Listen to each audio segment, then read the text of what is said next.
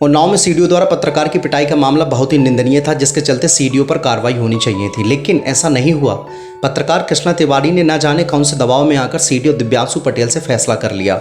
लेकिन पत्रकार महोदय को फैसला करते वक्त एक बात ज़रूर याद रखनी चाहिए थी कि आज मेरे साथ ऐसा हुआ है, कल किसी और पत्रकार साथी के साथ भी ऐसा हो सकता है। कहीं ऐसा ना हो कि कोई और सीडीओ दिव्यांशु पटेल ना बन जाए और जैसे मुझे दौड़ा दौड़ा कर पीटा गया है, कहीं उसको भी इस तरीके से ना पीटा जाए। इसलिए सीडीओ पर कार्रवाई तो बनती थी, लेकिन पत्रकार महोदय के फैसले से खुशी जैसा माहौल पैदा नहीं हो रहा है। शायद पत्रकार महोदय अपनी कलम की ताकत को सीडीओ के हाथों मिठाई खाते वक्त भूल गए थे और ये भी भूल गए कि किस तरह सीडीओ ने उनको बुरी तरह दौड़ा दौड़ा कर पीटा। वो खींचते चिल्लाते रहे, लेकिन उनकी एक ना सुनी, और तो और वहाँ खड़े अन्य लोगों ने भी इन महाशय को बुरी तरह धो दिया, मोबाइल तोड़ा, शर्ट फाड़ी। इससे ज़्यादा शर्मनाक बात और क्या हो सकती है। लेकिन ये तो वही बात हुई, पहले बेइज्जत कर लो फिर सॉरी बोलकर मिठाई खिला दो।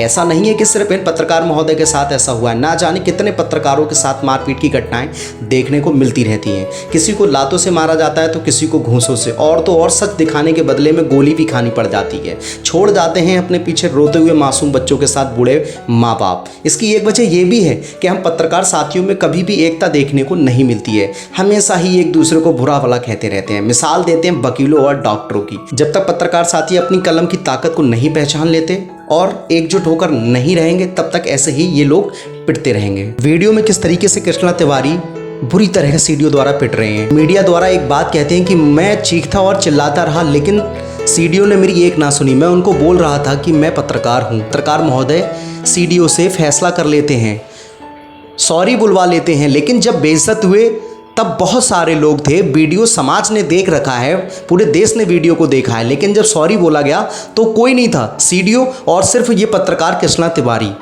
मिठाई खाई, मिठाई खाने के बाद सारा कुछ भूल गए कि किस तरीके से इनको पीटा गया, किस तरीके से इनको बेइज्जत किया गया।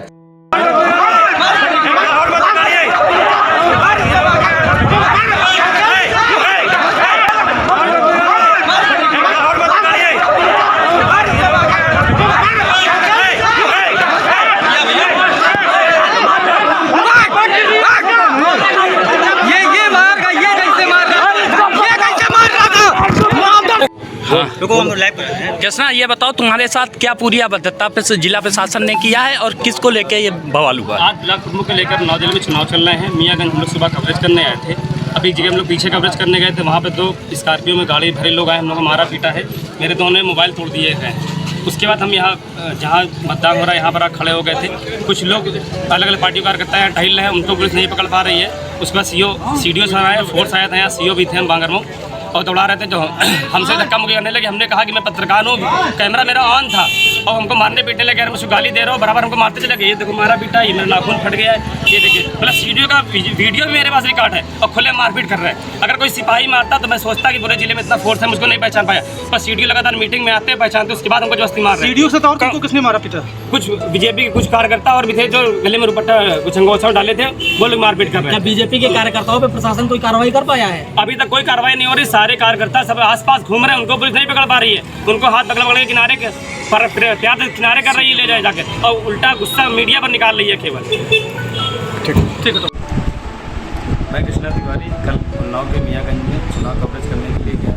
वहाँ पर अचानक कुछ कार्यकर्ता आ गए थे, जिसको लेकर पुलिस ने मुझको घेरा। उसी दौरान उन्नाव सीडीओ के द्वारा मेरे साथ कुछ धक्का मुक्की हो गई थी। बाद में जानकारी हो पाई, अभी उनको 6 दिन 7 दिन हुए या 4 दिन हुए, वो मुझे पहचानते नहीं थे।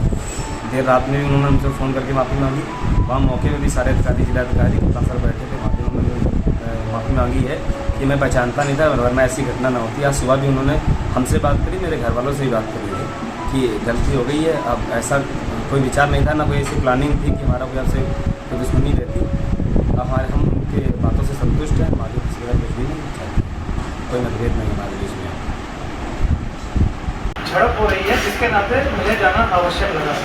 मैं अपने इलेक्शन ड्यूटी के निर्वाह हेतु जब सड़क पर पहुंचा तो मैंने वहां देखा कि एसओ साहब अन्य लोगों के साथ बातचीत कर शांति व्यवस्था बनाने का प्रयास कर रहे हैं। उस दौरान भीड़ में जो कुछ भी मैंने देखा, और भीड़ के बीच में जाने पर जब मैंने लोगों को समझाने की कोशिश की, मैं श्री कृष्णा तिवारी जो एक फोटो जर्नलिस्ट हैं उनको पहचान नहीं सका, क्योंकि उस समय भीड़ में किसी के पास कुछ भी ऐसा पहचान नहीं था जहाँ पे ये साबित हो सकता है कि कौन पत्रकार है और कौन पत्रकारी है। उस दौरान जो भी घटनाएं हुई या धक्का मुक्की हुई, कृष्णा तिवारी के साथ जो भी व्यवहार हुआ, उसके लिए मैंने उस समय भी बाद में पत्रकारों से अपने यहाँ वर्जन रखते हुए ये कहा कि मैं जाने अनजाने में जो कुछ हुआ, मैं पत्रकार जो कि हमारे परिवार का, प्रशासन का एक बहुत महत्वपूर्ण हिस्सा होते हैं, मैं क्षमा प्रार्थी हूँ। रात में मेरी कृष्णा तिवारी से बात हुई, आज सुबह कृष्णा तिवारी से मेरी बात हुई, और जो कुछ बात हुई मैं उनके बिहाफ पर तो नहीं, पर ये जरूर कहता हूँ कृष्णा तिवारी संतुष्ट थे। और मैंने जो भी उनसे, उनके परिवार से कहा कि जाने अनजाने में अगर प्रशासनिक दायित्वों का निर्वहन करते हुए फिर भी मुझसे न पहचान पाने के बाद भी कोई ऐसा दुर्व्यवहार अगर हो गया है और आप मुझे ये समझते हैं कि मैंने जानबूझ कर दिया, तो भी मैं आपसे क्षमा याचना करता हूँ।